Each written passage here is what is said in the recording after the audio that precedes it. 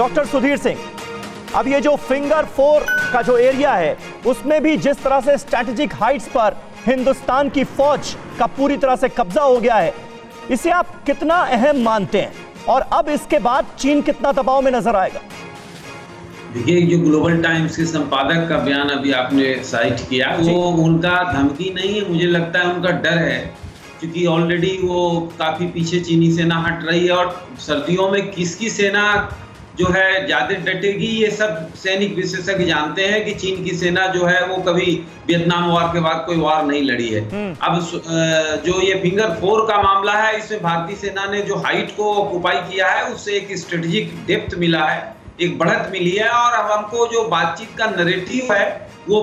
Post अप्रैल 2020 के बजाय हमको 1962 का जो स्टेटस को है उस पर बात करना चाहिए, क्योंकि हमने जो भी हाइट्स कब्जा किए हैं अब किसी भी कीमत पर हमको छोड़ना नहीं चाहिए। और सर, रशिया का जो रुख है, क्योंकि विदेश मंत्रियों की बैठक भी देखिए, इससे पहले रक्षा मंत्री भी मिले और और कल विदेश मंत्रियों की मुलाकात भी रशिया में हुई, मॉस्को में हुई। रूस ये कह रहा है कि भारत और चीन के बीच जो तनाव चल रहा है उसका फायदा अमेरिका उठाएगा, क्या कहने की मंशा है? देखिए, रसिया का एक अपना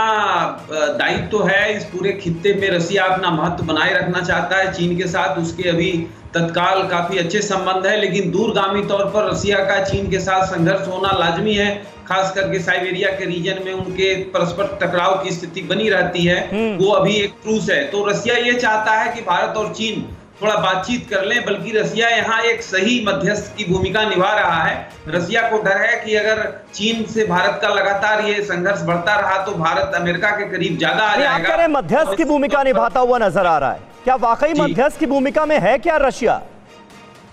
देखिए, रसिया